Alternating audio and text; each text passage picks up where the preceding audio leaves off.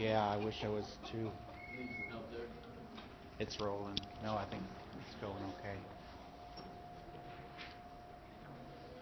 What I have posted up here appeared in the Chicago Tribune business section 20 years ago.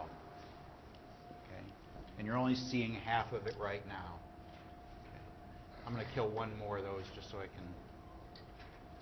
Okay. It says, buy this 24-year-old and get his friends absolutely free.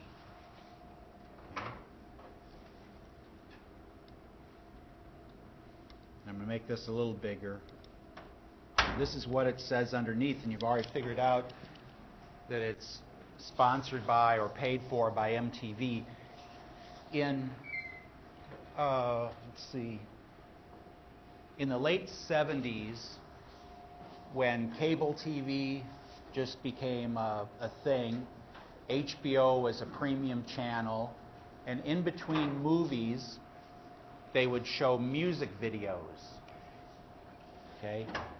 The Go-Go's, that's one I remember particularly, but Cranberries, yes.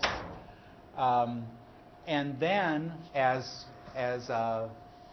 cable TV grew, they decided that people liked watching these music videos, and they would have a channel just for music videos. And I thought, that's unbelievable. How would they ever have enough music videos to fill a channel? And about that time, they decided they were going to have a channel, and it was just for sports. One channel just for sports, and it was called ESPN. I said, there's not enough sports to fill an entire channel. Okay? And we got it because we punched a hole in the wall and split the cable and ran it from next door. And again, it cost about $1 a month when we split it 18 different ways. But just a little background on MTV. It used to be a channel that was devoted to music television. That was the M in MTV, and it was just music videos. Anyway, the ad goes like this. If this guy doesn't know about you, you're toast. He's an opinion leader. He watches MTV, which means he knows a lot more than just what CDs to buy and what movies to see. He knows what car to drive and what credit cards to use. And he's no loner. What he eats, his friends eat. What he wears, they wear. And what he likes, they like. And what he's never heard of, well, you get the idea. Okay. Now, why did MTV pay for this ad in the Chicago Tribune business section? Who do they want to read it? Who do they want to see that ad?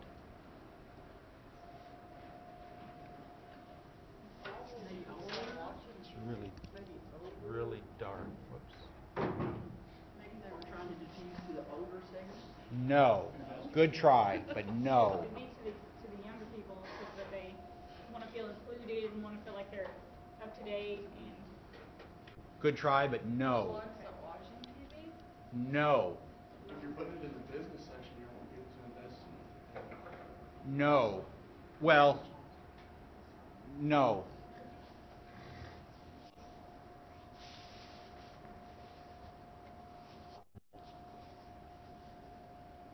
I'm sorry, there's a lot of negative reinforcement there. It kind of kills discussion.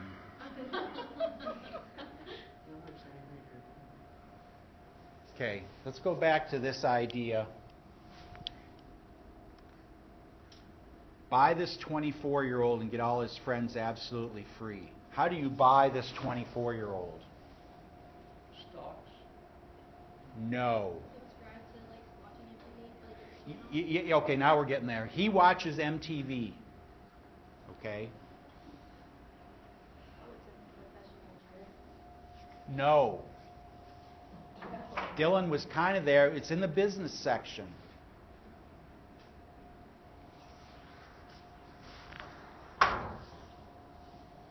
How does any former AgCom majors, where are you?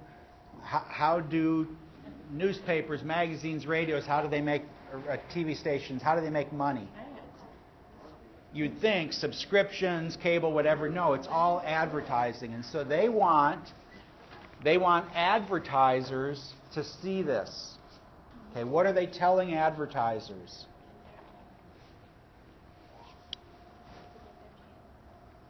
No. They want advertisers to advertise on MTV. And how are they convincing you that you should advertise on MTV? Products would be purchased or used by all these people who are watching. No. Just this 24-year-old. Because they think he's influenced. Because he's influential. Whatever he does, his friends are. What he does, he's an opinion leader. Okay, remember this opinion leadership is what I do this and other people, you buy the millipede, you tell other people about it, the millipedes are going to be sold out because everyone wants a millipede now.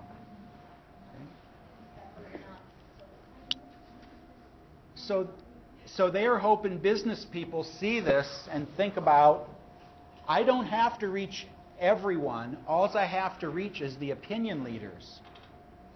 And if I get them, then they will tell, okay, what he buys, they buy. What movies he sees, they see. Okay?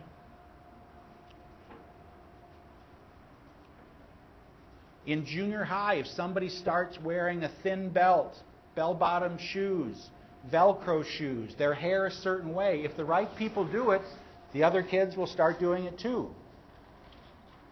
Okay? And so, what MTV again is saying, that who watches MTV is not everybody. Opinion leaders watch MTV. And if you advertise with us, you'll get opinion leaders, and then your advertising will grow exponentially. Okay? And so a lot of this class is we'll talk about who are the opinion leaders, how do we use them to get what we want, how do we get them to diffuse this innovation. Okay? From last Thursday, any questions about land grants, extension that you thought about later?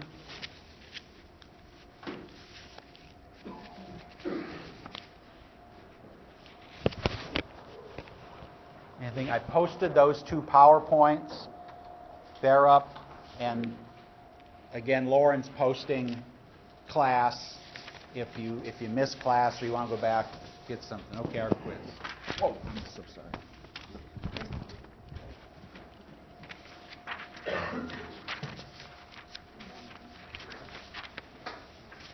Again, you can use any notes you have. You can use your worksheets.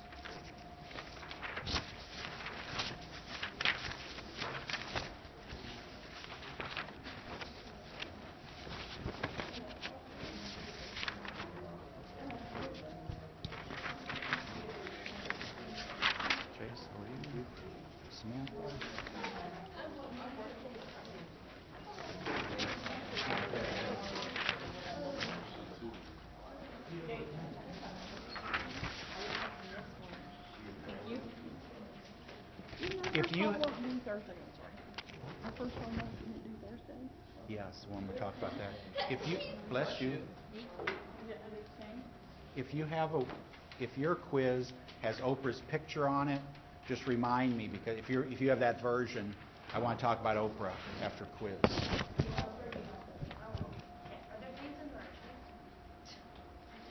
Absolutely not. We didn't. I'm here today because I didn't win Saturday. Powerball's at 145 million.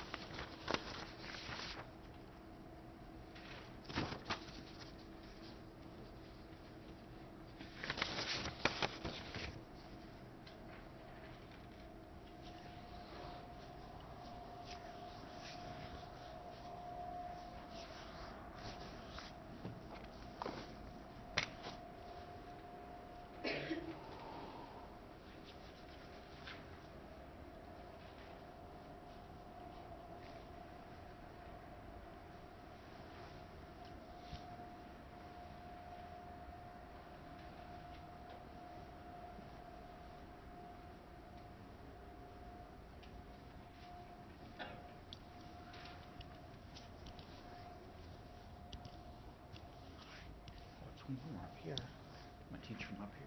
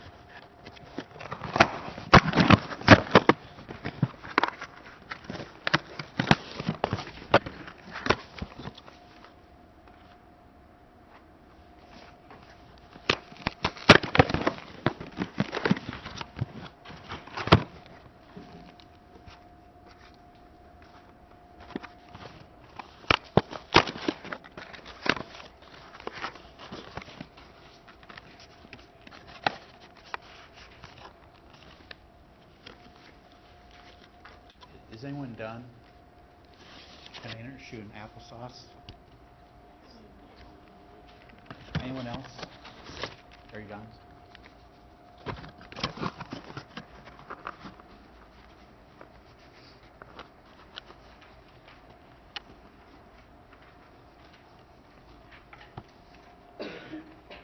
Are you done? Sure. Applesauce. Thanks, sir.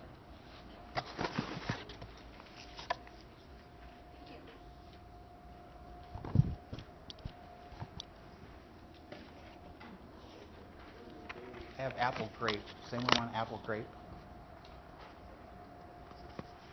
Bless you. Applesauce? Sure. You allergic? You don't like it? You might like this though. Kyle, are you done? Are you done? Do you want some applesauce? You've never eaten it. It's like an apple. Let me tell you what it. Oh, you've never had applesauce?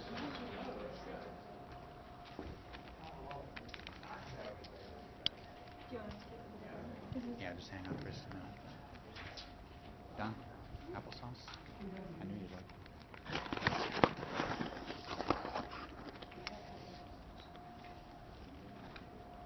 Applesauce. Take it? You don't have to. Okay, I'm good. Thank you, though. I'm not a fan of applesauce. I'm sorry. Really? Have you ever had applesauce?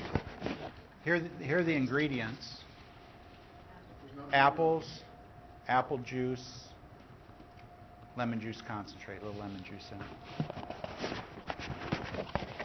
Thank you.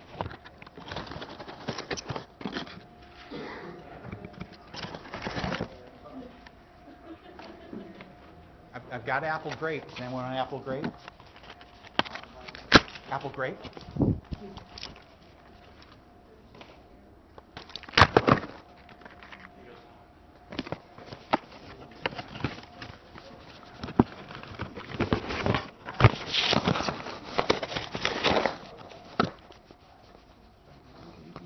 Apple. Yeah, go ahead and eat. You'd be a lot better if you had some apple sauce. No? Great.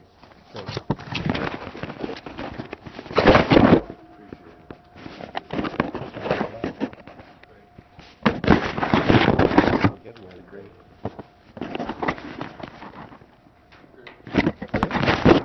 Get rid of it.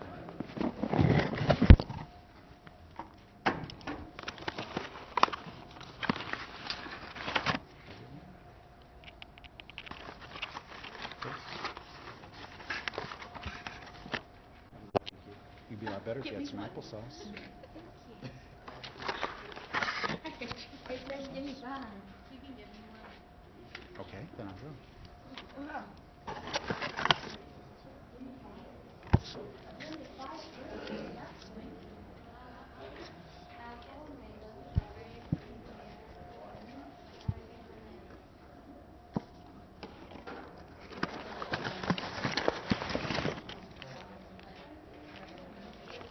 Okay, does anyone not have one that would like one? Okay, I invite you to, you don't have to, but I see some people that twist off.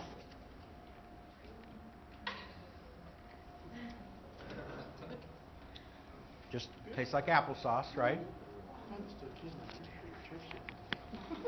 I saw this as an innovation 6 or 7 years ago. We took the kids to Destin area, Florida, for spring break. And when we were there along, big beaches, and saw a European family. Some Europeans come to Florida for spring break, and they had little ones, toddlers, and they were in a stroller. And for those of you that have never pushed a stroller, when they have the little wheels like this that are fine when it's on level concrete, they don't do very well in the sand. Okay? So first, they should have left the kids at home back in Angers, France, or wherever they were from. And they should have left the stroller back in the hotel room. But anyway. But I noticed while they were stuck in the sand, the mother has one of these, opens it, okay, hands it to the toddler who's in the stroller being pushed to the sand, and the toddler goes,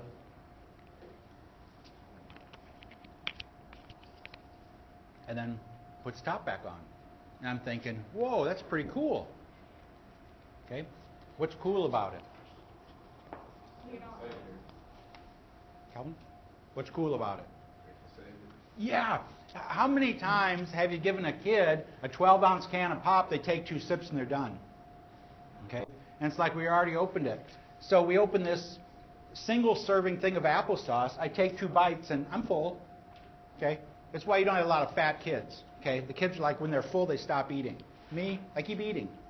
Okay? Lasagna. I'll have another piece of lasagna.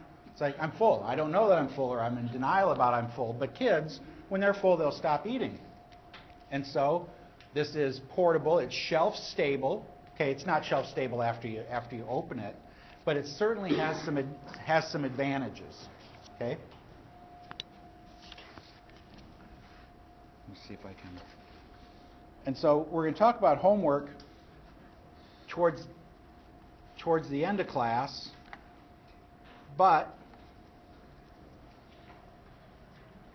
these steps that we have, okay, in the innovation diffusion process, okay, you have knowledge now. You know about this innovation. Okay. Oh, quizzes and worksheets. Let me digress a little bit.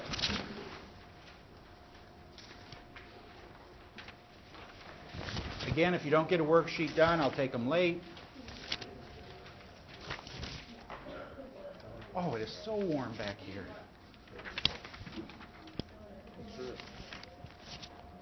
Yeah, it's my size 9.5 shoes.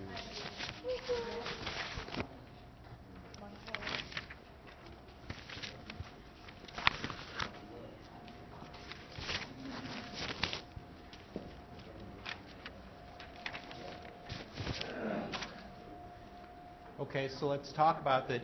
You now have knowledge, right? You have knowledge of this. The next stage is persuasion. Okay, what happens in persuasion? You've developed an attitude about it. Okay, now anyone, could you say, what attitude have you developed about this? Okay, Calvin gave us some kind of background. What attitude might you have developed based on his testimony? That it's healthy? Don't know if it's healthy or not. This could just be sugar.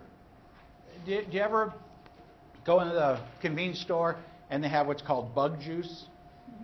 Okay, so when Penny and I had foster children with us, they were always with you 24 hours a day, and so I'd stop and get gas, and they'd say, hey, can we go in and get something?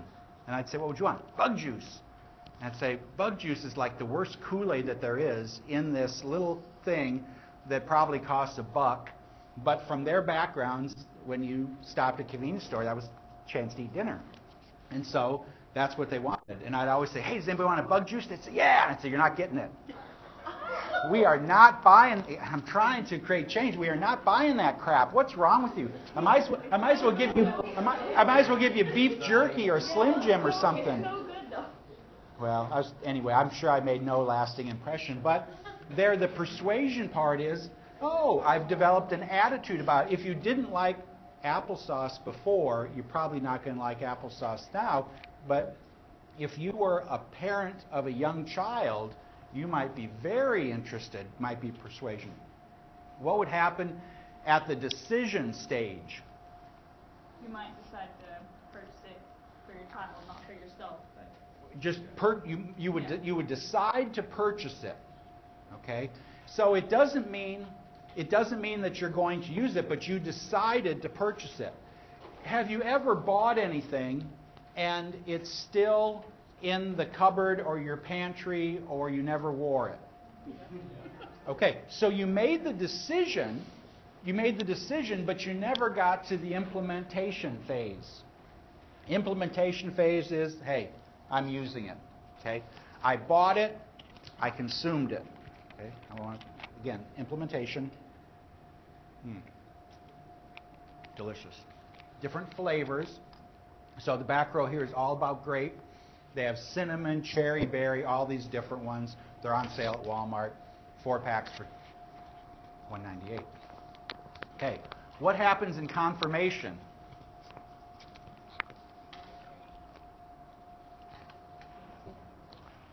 Say it really soft.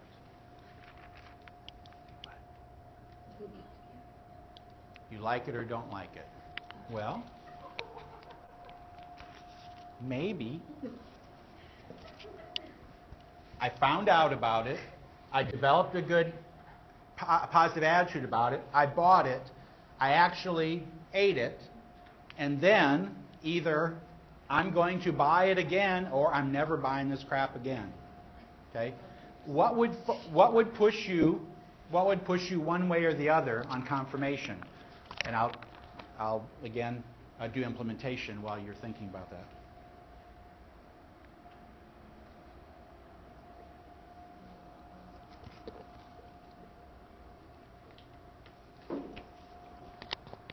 Had some time to think about that. Your initial impression of the grocery product, whether you liked or disliked it, my initial impression. Well, I liked it or I didn't like it. What happens here? If you like it, you're going to buy it again. I buy it again. Okay? Every time I go to Walmart, I buy that. Okay? I go through and I've got the kids in the cart and they grab it when I'm not looking. Okay? I don't know if one of my former faculty members, University of Arizona, would tell a story about he's in Walmart, he's grocery shopping, and he goes through and there's this guy and he's got this little kid, and he's one of those times when you're kind of going opposite ways and he keeps running into this guy, and as he goes by, this kid is crying and wanting things and yelling and screaming, and the guy says, Billy, we're almost done, just like 3 more aisles. He said, we pass him again, and he says, Billy, everything's going to be fine. I just got to get a few more items. Pass him again one more time, and he said, Billy, everything's going to be all right. Just got to almost finish shopping. And he said, I stopped, and I said, you are amazing. You have so much patience with your son, Billy. And he said, I'm Billy. Anyway. But the confirmation, as Elena said, I buy it again and again and again, or I never buy it again. Now, what we did here is I gave you a trial. Okay? I offered you a trial. You are aware of it. You developed some attitude about it. I don't like applesauce. Okay? And so it stops there. Or I'll take it and I'm going to throw it away because afterwards I thought about it. Weeks wouldn't really give us anything that's any good anyway. It's probably poisoned or something. Okay? Here where I actually consumed it, and here where I would consume it again. Okay? So we got a feel for this. This is what Roger says. So up until this point, for the first month of class, we've been pissing around, kind of talking about innovations and how this stuff works. And now finally it's like, okay, what does this all mean? And Roger says that we go through these steps. Now, is it possible, do you think, that you could skip any of those steps? You want to talk that through? What would it look like if you skipped some of those? You could just learn about it and then buy it. Right. I'm going through Walmart and I see it and I think I'll buy it because I've got lots of money. You skipped this one and this one, really, because I just handed it to you. And you're like, already I've made the decision to take it, although some of you ungrateful shits didn't want to take my applesauce. I don't know what's the matter with you. But I've made a note of that, and that'll hurt you on the midterm, I'm sure. Okay? Okay.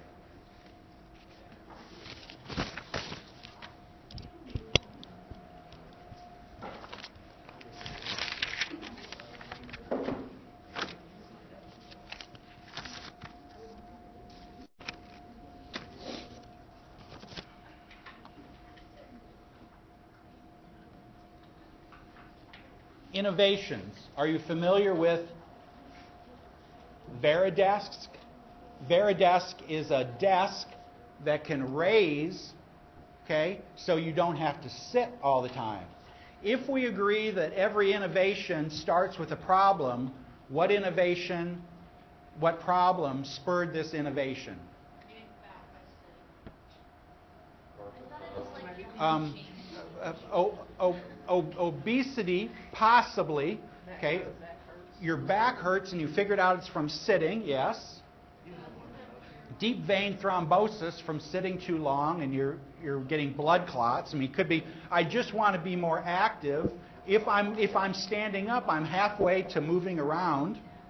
So the health of the workers, so we are in a stage where lots of workers, hell, you're sitting, right? Okay? And so, did anybody say, gosh, I wonder if we could make this applicable to a classroom? Anyway, that's an innovation that hasn't been discovered yet. But so you can buy very inexpensively one where it's, I guess, spring-loaded, and you manually lift it, and it was inspired by a guy who basically put a couple boxes on his desk, and so he could raise his monitor. In our fiefdom upstairs on 4th floor, that isn't good enough for us. Ours are electrical, so you press a button and it goes up. And most of the time mine just stays here because I forget that I have it. But you can have them that raise, they plug in, and so it has a little motor that raises it. Okay? An innovation that satisfies a need, okay, or a problem. The problem was people are sedentary at their desks. Okay, so that's the innovation for today.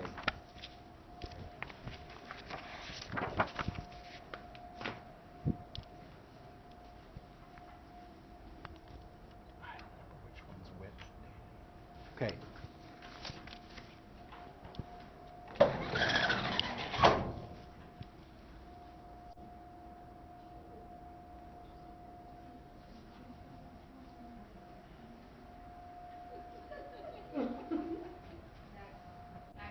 That's all right.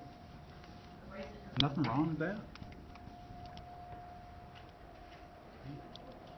In this chapter, there's a couple of very important concepts.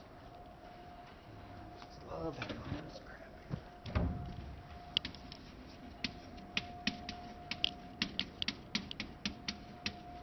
One is cue to action. It's this thing that happens to you that forces you to make this change. Okay? I'm looking for examples. A cue to action. Something that happened and now I've made this, usually behavioral, but it could be this Veri-desk. What happened that got you to ask your boss, I need $300, $1,800 for a desk so I don't sit all the time? What would happen that got you to ask your boss for that Veri-desk or adjustable desk? I went and met with my doctor. Doctor said, this is bad for you. You need to move around, and you suggest that that would be good for you. Okay? My cardiologist tells me any activity I have now will keep me out of diapers in my 80s.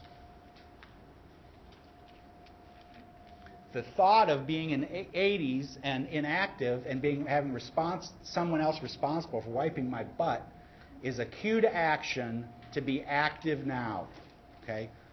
He told me many times, but when he put it in those terms, that was a cue to action. Okay? Something that happened or you heard that would get you to change your behavior. Your cue to action. You saw something.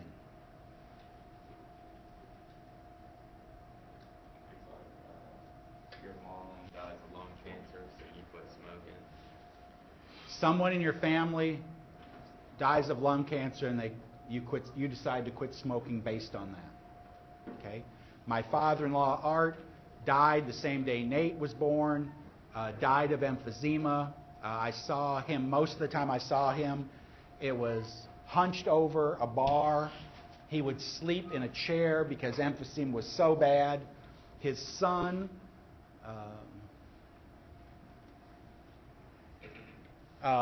who's a physician's assistant, smokes.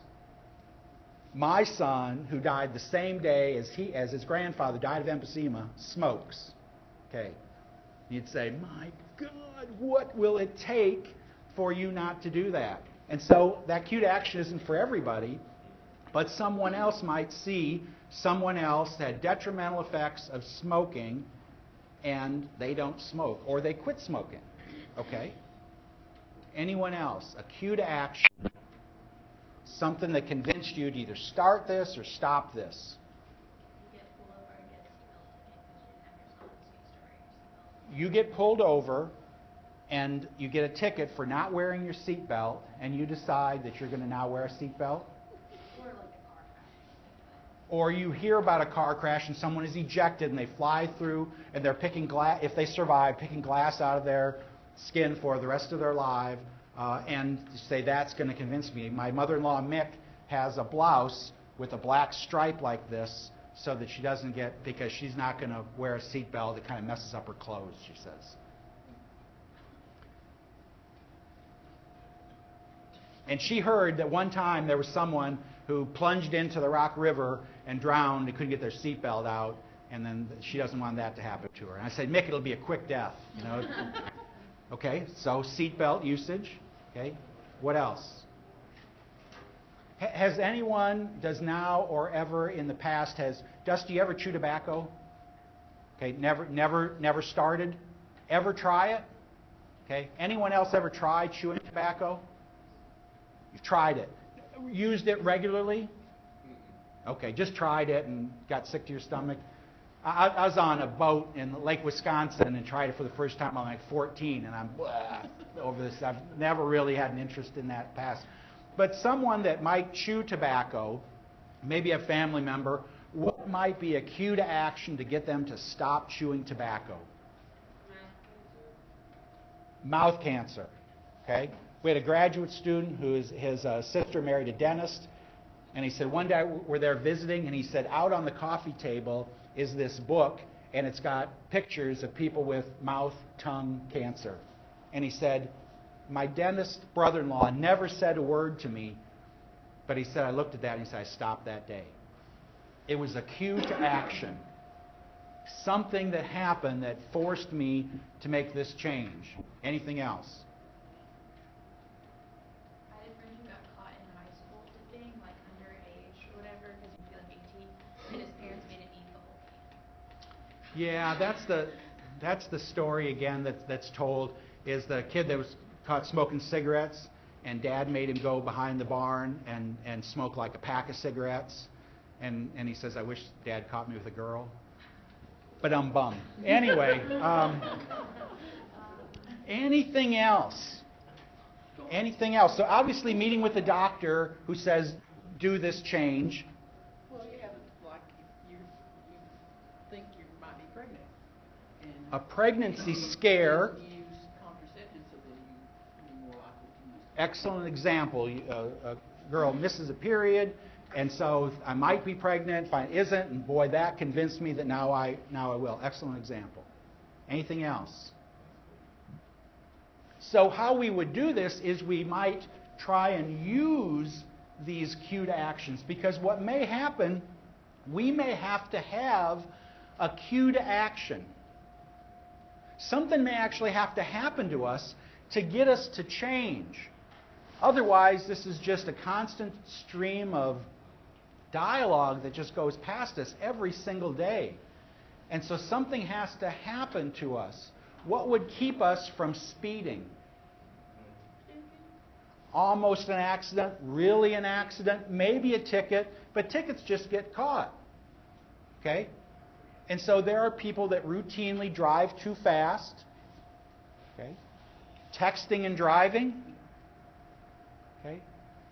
I was texting and driving, I got in an accident, it was bad, I died. That would be the cue to action not to text and drive anymore. You weren't even listening, or you think that would be funny? Okay. Okay.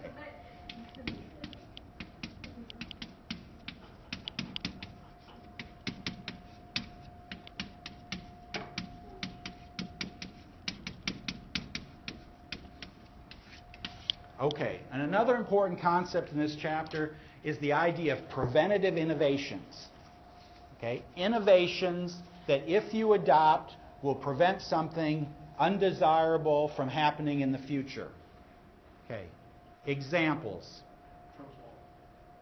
I'm sorry? Trump's law. Innovation keeps everyone wanted. You just kind of blurted it out. You didn't really think. So Dylan's using an example of, okay, just kind of blurted it out, and then he's kind of backtracking. But, okay. So Pam suggested contraceptive. Okay. Condom, birth control, abstinence, any of those things. I don't want to become pregnant. I don't want to be the person responsible for pregnancy. And so I might adopt a preventative innovation, right? Okay.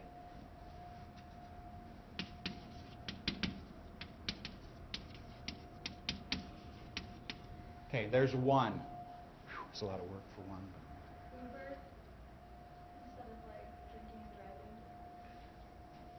and driving. How about designated driver? Okay, I'm going to prevent, or Uber, or Lyft, or a taxi. Is that what, anyway? Those are all possibilities. I don't want to get in an accident because I'm drunk. Okay, another one. Okay, a preventive innovation would be I'm going to turn my phone off.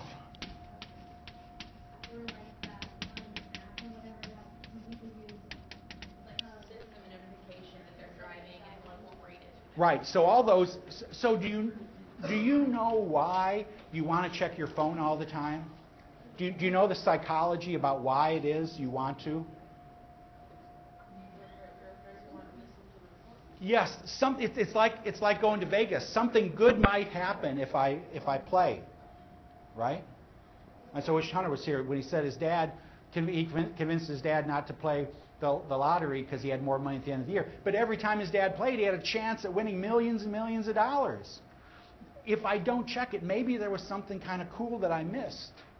So I keep, every time it goes, I want to look. Maybe there's somebody invited me to this really cool party, and it'll be over by the time class is out. I don't know. Okay. I'm open to other preventative innovations. Achoo! Oh, that was fake. Yeah, that's where I wasn't going. I'm trying to lead you on this one. Oh, got it? No. That's too easy. There we go. Flu shots. Oh, so we got, okay, yeah. But, so it's not, maybe not 100%, but the idea that I get the shot, maybe I won't get the flu. Anything else along that line? Immunization. Any immunization.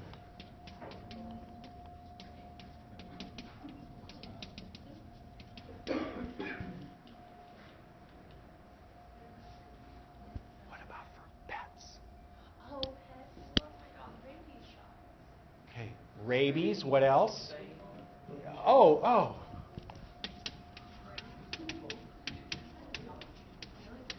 Spay or neuter, parvo. So that's an issue, okay? And so you don't take your puppy to the dog park. Why? Because they haven't had all their vaccinations, and because there's so many dogs there, there might be some particularly parvo or distemper that's all around, because there's so many dogs there. And so I get my pet immunized just like I do my child, just like I do for myself. Okay? Anything else come to mind? Alarms in your house, alarm systems in your house. Oh, alarm systems. So smoke detectors. Yeah.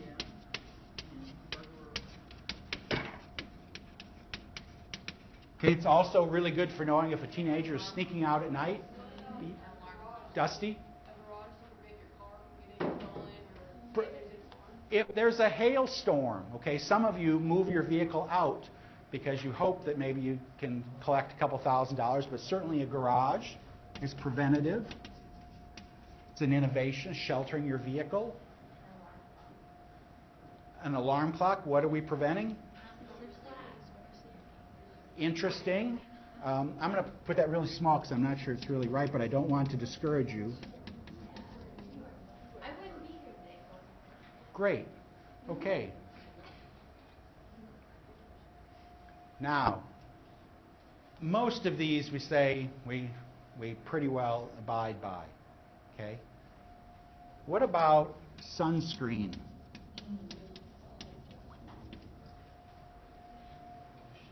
What does sunscreen, Jace, what does it prevent? Prevents sunburn Skin cancer. and skin cancer. Okay? Melanoma can be a very, very fast developing cancer. Takes people at any age. Okay? Do you remember growing up and using sunscreen? No. No. Some of you, yes. And did someone apply sunscreen to you?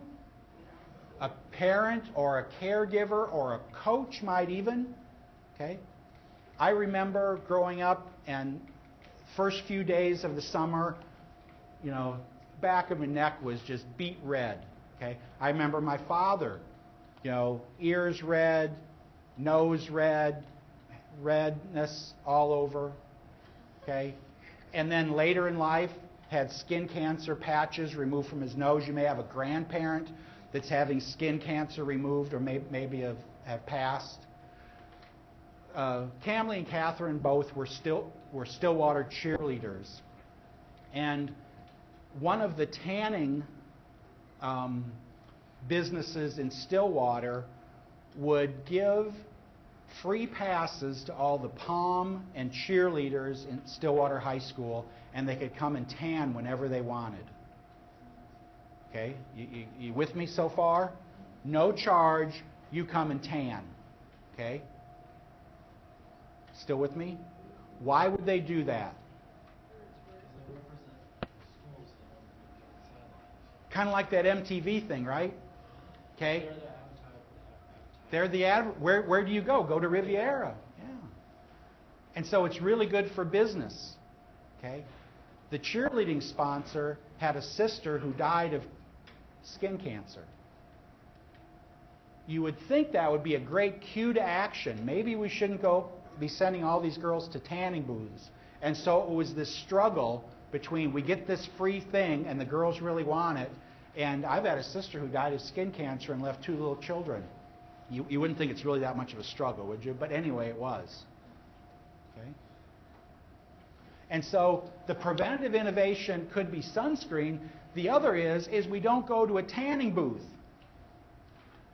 Okay? That's not too hard. That would be an innovation that we want to stop, we want to keep people from doing. But certainly sunscreen. Okay? Old-time farmers had big straw hats that covered their ears and nose, and now they think they're baseball players, or used to. Okay? And it's helped that for farmers, we've got cabs and you're not in the sun anymore, but there was a time when we didn't have cabs on tractors and you're out in the elements and you were out in the sun all day long and your sun just got beat. Okay? Certainly, football players, not as much. We play all these night games. Okay? But baseball players, at least in Chicago still, we play plenty of day games. Little League, we play during all day Saturday, all day Friday, Sunday, all the time we play. Okay? So certainly it's a preventative innovation. Now, the question is, why is it so hard to get people to adopt a preventative innovation? Sometimes they don't see the need in stopping. You don't see, and we're going to see this in a future chapter, but you don't see the benefit. It's too far off. The benefit of birth control is not having an unwanted pregnancy, but it's not going to happen right away. Okay? I'm going to die in a car crash, but not right now. Okay? I might miss, again, Dusty, that phone call, that message. Okay? And so I have to give up that idea that I might get this important call. The flu shot, why wouldn't someone get a flu shot other than they're convinced it's not totally effective? Any other reason someone wouldn't get a flu shot? They would think that they would get the flu because they got the flu shot, which isn't true, but The cost of the vaccine. yeah. So if we could remove the cost, that would help. But yeah, if it costs $10, that's $10 I don't have. Anything else? I don't like getting shots when shots. It hurts. The thought of it hurts. Okay, it really doesn't. It's nothing. You might as well. Anyway, but the thought, Macy, right? Just the thought. I don't like shots, and that's enough for me not to get this. Now, again, if you've had the flu and you're sick for a week, you say, man, that little pain in my arm for 10 minutes, or even if it's sore for a day, is better than missing, a class. Immunizations, we're going to infect other people. Spay and neutering our pets. What do I do with all these puppies or these kittens? Okay. Smoke detectors, I don't die of smoke inhalation or in a fire. The garage, that my vehicle's protected. Alarm clock, I won't miss class. Sunscreen, I won't die of skin cancer or have patches removed from my nose, ears, or back. Okay. Preventative innovations are hard because the benefit is in the future. It's hard to do that. Okay? All right.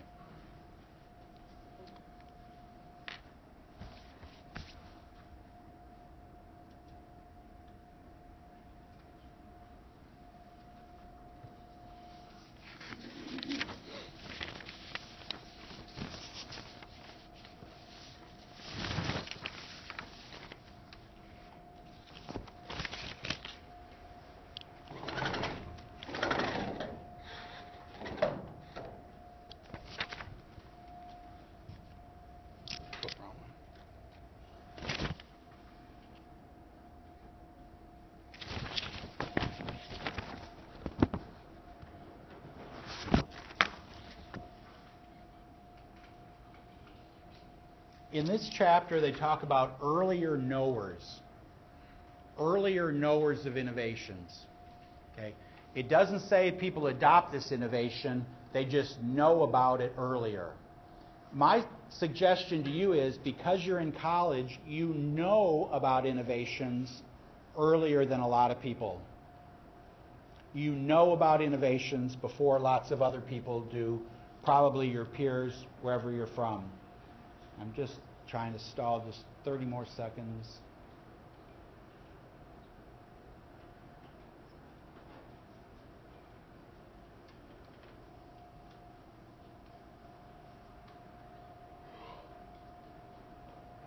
And here were some of the top ones. earlier knowers, this is how they're different than people who know about or find about things later. There are people that never heard of go-go squeeze applesauce. Okay? And how they're different is earlier knowers have more education. Okay? And I'm suggesting to you, when you have more education, you are exposed to other ideas. And obviously, it's not just go-go squeeze applesauce. It's Veri-desk. It's all kinds of things. Okay? It's eating the banana the right way. They have higher social status. They use more mass media. They are exposed to more interpersonal channels of communication. They have more change agent content. They have greater social participation, and they are more cosmopolite. Okay? Cosmopolite means worldly. It's so much so that we have a magazine devoted to that called Cosmopoliteness Magazine. Okay? And what it means, if you're cosmopolitan, you are a worldly woman. You know about lots of things.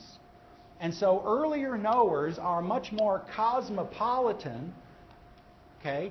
They use mass media as opposed to local media. Okay? And we're talking about being localite, being just interested in what's going on locally, or cosmopolitan, being interested in what goes on at a larger scale.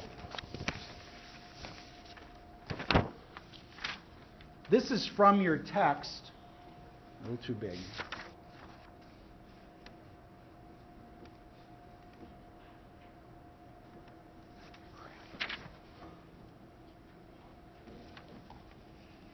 Oh, it's going the wrong direction.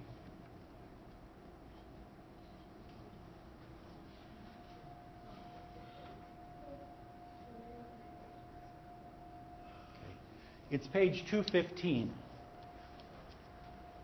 And it's talking about 2,4-D herbicide. 2,4-D herbicide is a herbicide that kills, Dustin, what? Kylin, 2,4-D herbicide is a herbicide that kills? No. Weeds. What kind of weeds? Broadleaves. Okay? So a leaf that is not grass-like is a broadleaf. Two kinds of plants, grasses that have leaves like spears, and broadleaves which have flat leaves of different sizes. Still with me? Okay. So 2,4-D is one of the first herbicides that was developed, and farmers, instead of going out into fields and manually digging out weeds, they could spray the field and it would kill the weeds and leave the corn. Okay? So that was a big innovation. Okay? And what the researchers found was that everybody didn't adopt that innovation the same time. Some of them only needed like half of a season. They heard about it, and that was enough for them. And people that they call laggards, way down here, 4.65, it took like 5 seasons for them to finally adopt this innovation. They kept going manually out and digging weeds by hand or mechanically. And so what they're saying is, knowing about an innovation is not the same for everybody. Some people who are earlier knowers, okay, it might be 8 times faster than the last people to know about the innovation. Okay? Again, it wasn't just the decision part. It wasn't just before they bought the herbicide or they actually sprayed, but before they knew about it. Okay? So everybody doesn't know about information or new ideas at the same rate, although you'd think in today's internet, social media, that everyone must, but it's not the case. Okay.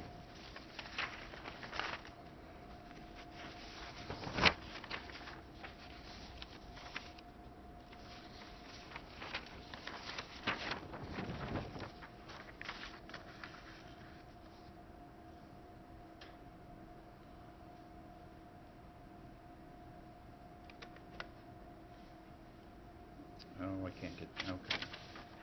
Yeah, there I go.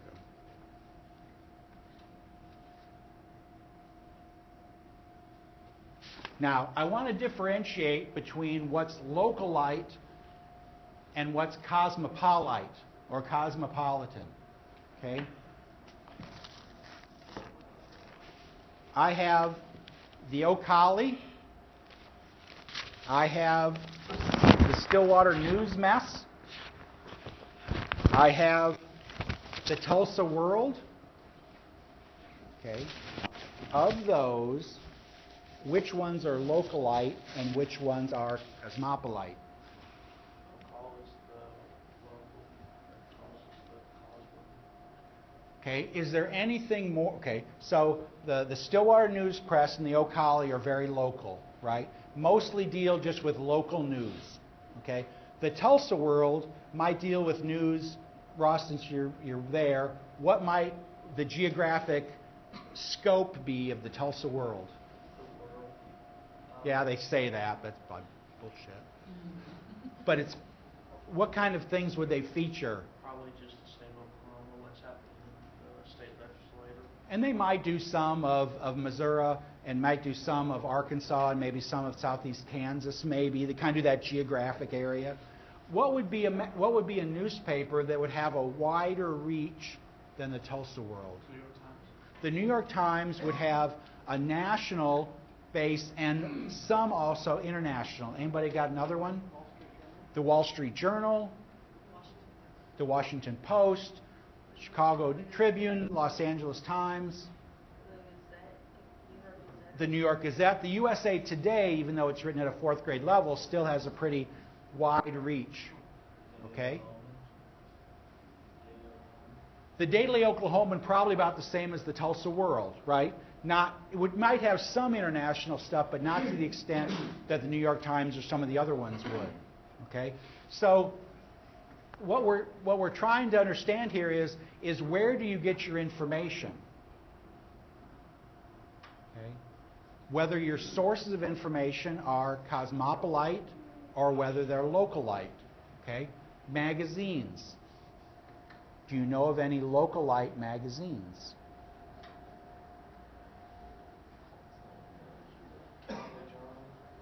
The Cowboy Journal could be very specific. It's around a class. Okay?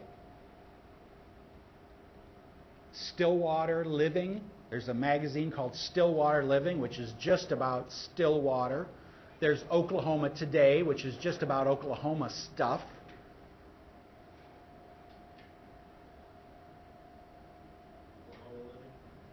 Oklahoma Living, specifically rural Oklahoma, so even more specific. Are there magazines of national scope? Just everything else. National Geographic would even have an international scope. Okay? So depending on what you read, you may be exposed to different things. What about television? Is there a localite television? Channel 9 out of Oklahoma City. Channel 4 out of Oklahoma City, if you get the Tulsa stations. A station that would be, there's a TV 31 is Stillwater, a local access. Okay? What's as wide-reaching as you know about as far as television?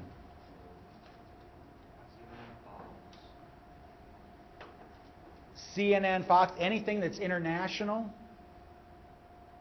BBC News. BBC America or BBC Straight would have an international, so more cosmopolitan. So either I know about Stillwater, Oklahoma, America, or beyond.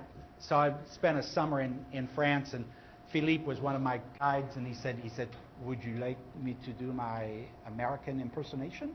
And I said, "Yeah, Philip, come on, what is it?" He said, "I'm an American." I said, "Yeah, when are you going to do it?" He said, "No, that was it." Anyway, that's how a lot of Americans talk. Anyway, so we did newspaper. What about radio? Sports and local. Okay, local sports, state sports. Does anybody listen to a Stillwater-based radio station? 93.7, 104.1. Come on, Samantha, you're local. 105.5. Is that the Twister? Okay. Okay. Okay, cowboy. Okay.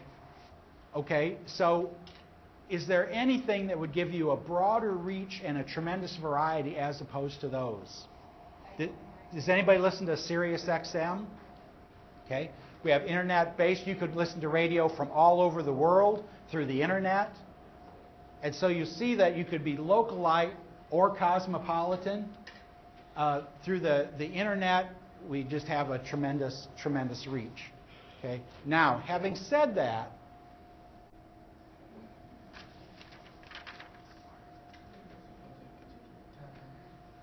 I want to learn to speak French. Je peux. En français. Now, where would I go if I used the mass media? Where would I go if it was interpersonal? Interpersonal might be a class at a go-tech or class.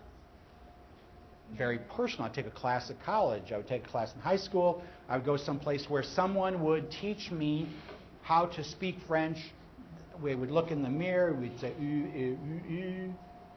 okay. Mass media would be like Rosetta Stone, excellent example. Okay. Do you see the difference?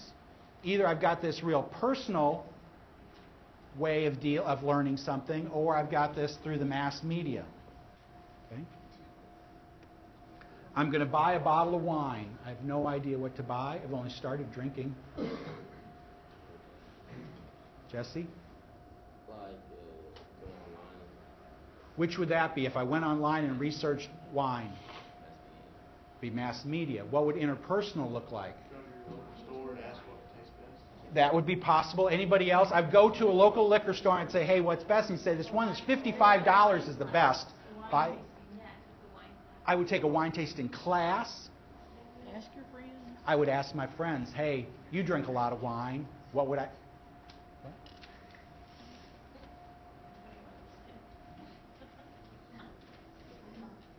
I'm gonna buy a car. That's maybe like on Auto Trader or something. Auto Trader would be where I'd where one is. I would look for. I don't know what to buy. Go look in person. Go look in person.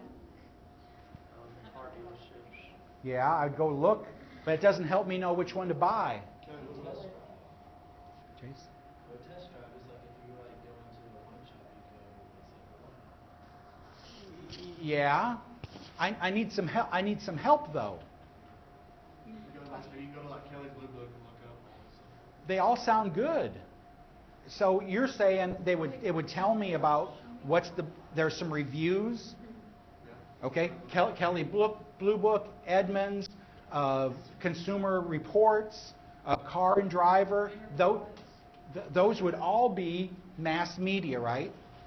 Interpersonal, Jay says, go test drive them. I need to drive it myself. What if I need more help than that? Somebody who owns one. Yes, and so you have large family gatherings, you say, you've got a Toyota Camry, how do you like it? Oh, I really like it. Okay, I guess I'm going to buy it. Oh, you've got a Honda Accord, how do you like it? Oh, man, I really hate it. Oh, I'm not going to buy that. What's the difference between mass media in buying a car and interpersonal family and friends? What's the difference?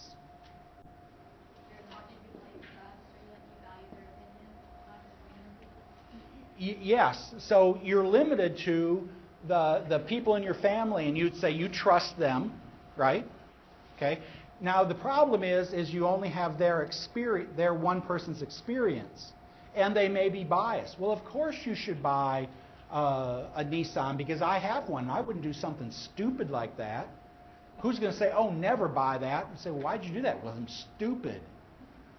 But the Consumer Reports, the Kelly Blue Book, Edmunds, the reviews, all are supposedly unbiased people, and maybe they have 100 or 300 or 1,000 people that have given their review.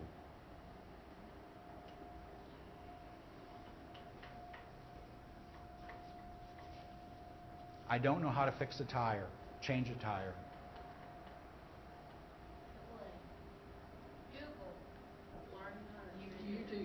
And those are all what lots of people in your generation, when you want to know how to do something, you go to YouTube, you Google it, and you have that information at your fingertips.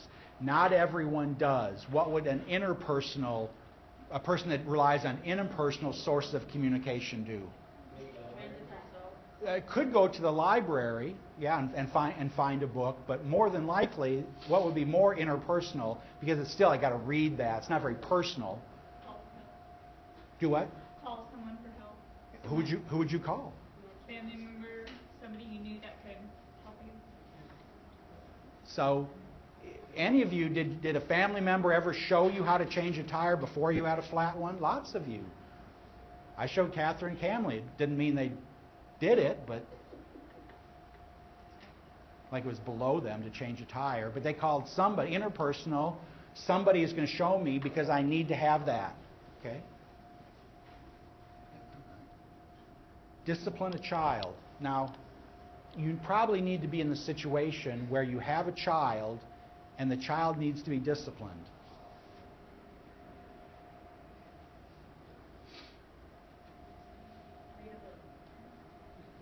Read a book on disciplining as an expectant parent.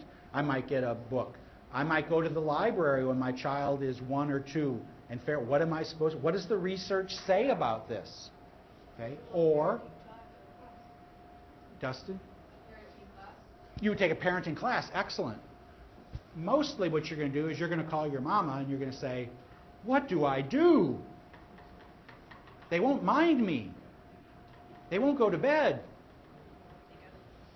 And so lots of us are going to ask someone, a friend or family member who has a child older, what worked for you? And so I don't want you to think that always mass media is better, because interpersonal may be very, very effective. And lastly, how do I get my child to go to sleep? The parenting class, again, is somewhat interpersonal, but we might have some authority. Again, read a book, Google it, all those kind of things. Ask mom what worked, okay? And you'll hear a coworker say, I don't know. Eddie Finley, whose office was next to mine, he said when their kid wouldn't go to sleep, they took a drive, and so 30 seconds, the kid's out. Okay, so he then got him out of their car seat, put him back in.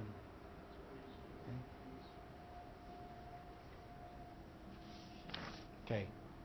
These are categories of communication. Okay. The more cosmopolite you are, the more mass media you'll use. The more localite you are, the more interpersonal you'll use. Okay. The more cosmopolite you are, the more you are going to use cosmopolite sources of information, and you will be more worldly. You'll be knowledgeable about a lot of different things. And if you're localite, you'll know the same things that your parents know. Okay?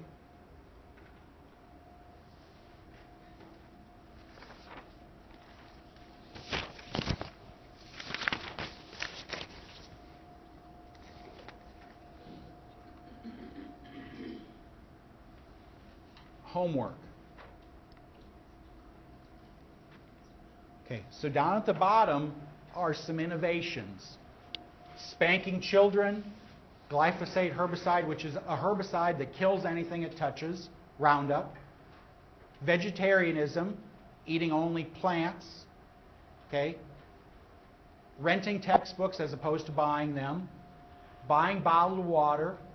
Recycling paper, playing the lottery, and wearing a cap in class. Those are all innovations. And so I'm asking you to pick 4 of those, and you'd put the innovation here, and then what I want you to do for each of those boxes is say, what's happening there? What does knowledge look like? What does persuasion look like? What does decision look like? What does implementation look like? And what does confirmation look like? Okay. So for your homework, I'm asking you to pick, or if you don't like those, pick one yourself that you want as far as an innovation. Okay. So let's take. Oh, I did 2 other magazines I brought. Men's Health is a magazine that has lots of healthy advice on it's for young men or men that want to be young again. Fast Company is a technology idea kind of publication. Those are possibilities. But if I took that Veri-desk, this desk that goes up and down, you were at the knowledge state now, you read in a magazine this advertisement for Veri-desk. Your persuasion, okay, you read about it, and you may have even gone to the website. The decision, I bought one. The implementation, I actually moved it up and down one day. The confirmation, I moved it up and down 3 years ago, and I haven't done it since. Okay? What about a treadmill? I want a treadmill because I'm going to get in shape. I know about that. I go right through the persuasion, the decision, I buy it.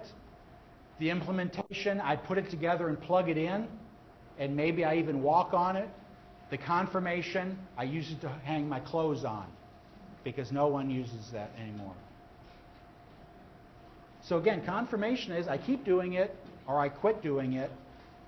And to flesh that out just a little bit. Any questions about that homework, put it in the Dropbox by Thursday by 10:30, and we'll walk through some of those examples that you've done on Thursday. Any questions about what you're supposed to do? Yes? Absolutely, and take a picture of it. That's fine. I don't care how you do that. So it's in. No, it's on D2L. That way I don't have to worry about losing it. Okay. Any questions about that? That's Thursday. Do we need to turn in our homeworks like also on D2L as well as bringing to class? You don't have to bring it with you because I can just pull some of them up. If it was me, I'd have it with me in front because if I did something wrong, I want to change it. So I think that'd be a great idea if you bring it with you and put it in the Dropbox. Okay, I'll see you on Thursday. Thank you. Anything else that we're doing Thursday? Something on video?